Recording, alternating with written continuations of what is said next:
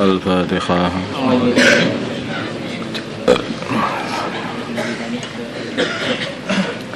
Bismillahirrahmanirrahim.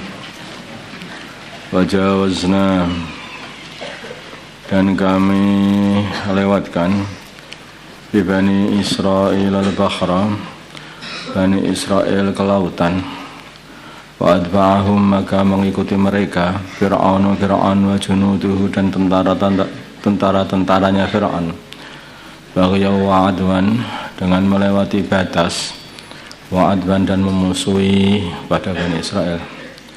Hadza idza adrakahu, sehingga ketika telah menemui Fir'aun, al-gharaku, tenggelam. Qala, maka Fir'aun berkata, amangtu, aku beriman, annahu, sungguhnya, la ilaha, tidak ada Tuhan yang berhak disembah, illalladzi, kecuali Tuhan, amanat, yang beriman, bihi, kepada Tuhan itu, Bani Israel, wa ana, dan aku, minal muslimin, termasuk golongannya orang-orang yang Islam.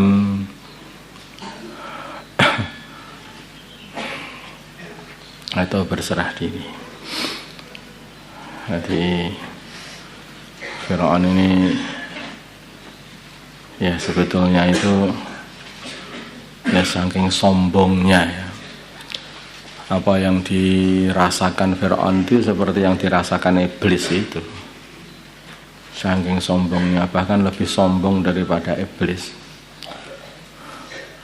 Dia ini tahu Nabi Musa itu benar. Mulai awal sudah tahu Nabi Musa itu benar, tetapi ya dia ini merasa aku lebih baik daripada Musa. Nanti kedudukanku bisa jadi direndahkan sama Mama Musa, dengan Musa dimuliakan di Mesir sini.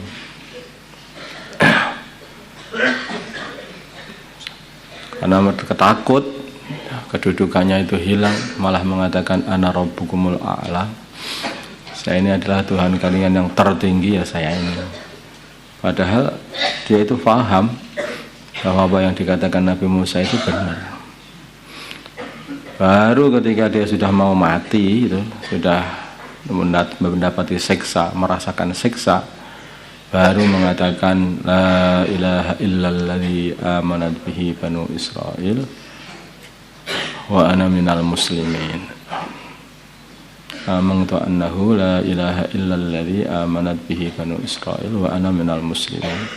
Dan ini diulang-ulang terus oleh Fir'aun itu ketika mati ini. Saking malaikat Jibril takut nanti Allah jadi kasihan sama Fir'aun, akhirnya dia ambil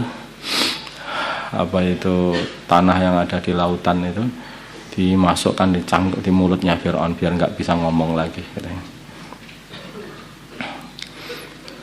Diulang-ulang.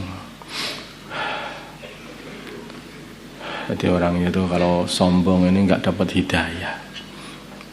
Dan orang itu kalau sudah mendapati siksa atau nyawa sudah sampai ke tenggorokan itu, tobatnya itu sudah nggak sah lagi masalahnya.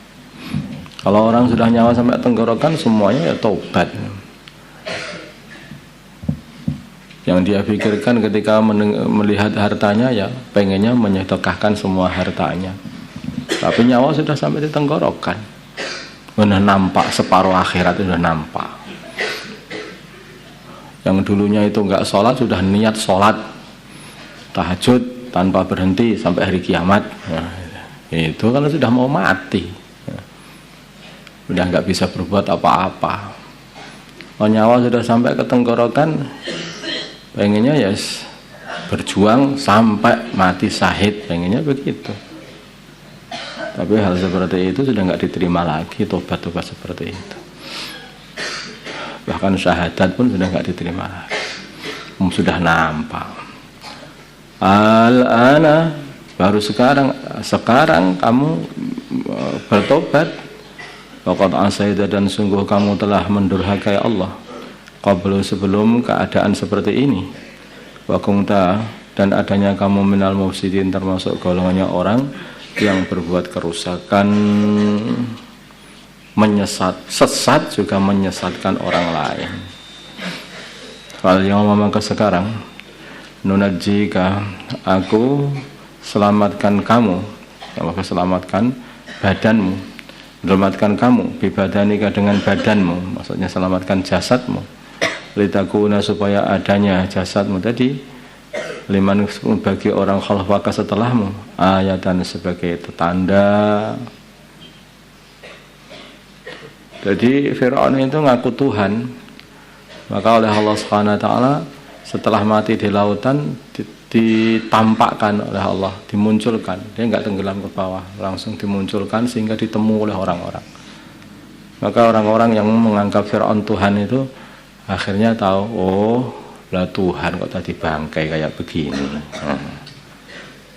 Dan Bani Israel sebagian orang iman-imannya kurang begitu kuat, atau mungkin dia ketakutannya nemen itu, merasa Fir'aun apa bisa mati ya kira-kira.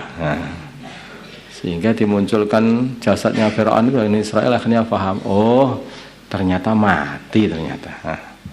Awalnya masih syak Bani Israel itu, maka ditampakkan oleh Allah. Dan sekarang ini hanya Fir'aun itu hanya dibuat tontonan, Tuhannya dibuat tontonan sampai sekarang.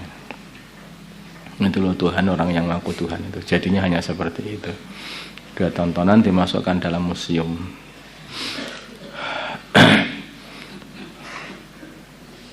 Ini supaya jadi ayat ini, hasil daripada orang yang musuhi Allah adalah kematian yang kayak seperti ini, kematian yang tragis. Memusuhi Allah, memusuhi utusannya Allah, memusuhi orang-orang yang beriman. Wa inna katsiran dan sungguh banyak minan nasi dari manusia di Mekah an ayat tidak dari ayat-ayat kami la ghafilun, sungguh orang-orang yang lalai tidak mau mengambil pelajaran. Walaqad bawwa'na dan sungguh kami telah tempatkan Bani Israel mubawwa'a sidqin, tempat yang bagus, ya, tempat yang bagus, ya, tempat yang mulia, yaitu ada di Sam dan Mesir. Warazaqnahum dan kami kasih rizki mereka minat thayyibati dari perkara-perkara yang baik, rizki yang baik. Famahtalahu maka mereka tidak berselisih hatta ja'ahumul ilm sehingga mendatangi mereka al ilmu ilm. Inna kitab Taurat, inna rabbaka sungguhnya Tuhan kamu yaqdi akan memutusi bainahum di antara mereka yaumal kiamat pada hari kiamat fima kanu fi yahtalifun di dalam perkara yang adanya mereka dalam perkara itu yahtalifun berselisih.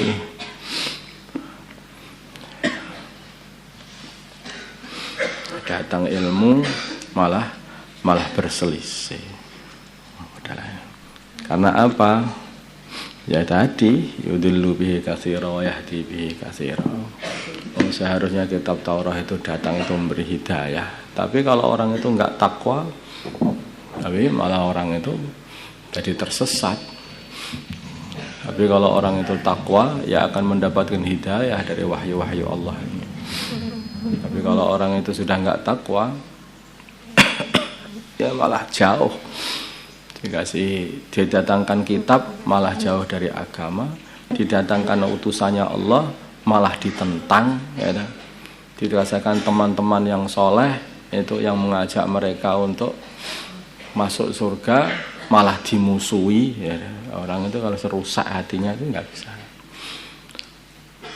Allahumma sholli ala sayyidina Muhammad wa ala sayyidina Muhammad wa ala sayyidina Ibrahim wa ala sayyidina Allahumma arham sayyidina Muhammad Allahumma ighfir lana alih baina qulubi ummati sayyidina Muhammad Allahumma ansur ummati sayyidina Muhammad Allahumma ansur sultanan nasira sallallahu ala sayyidina Muhammad nabiyina alhamdulillahi rabbil alamin.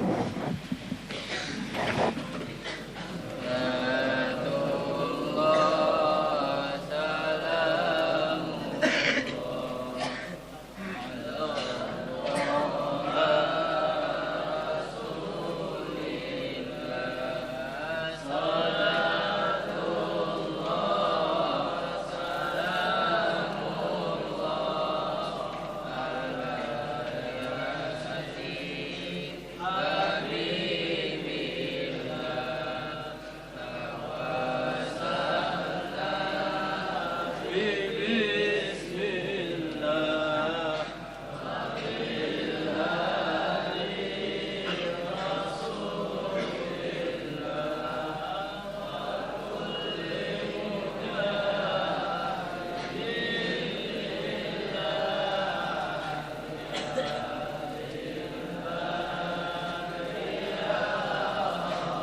Thank you.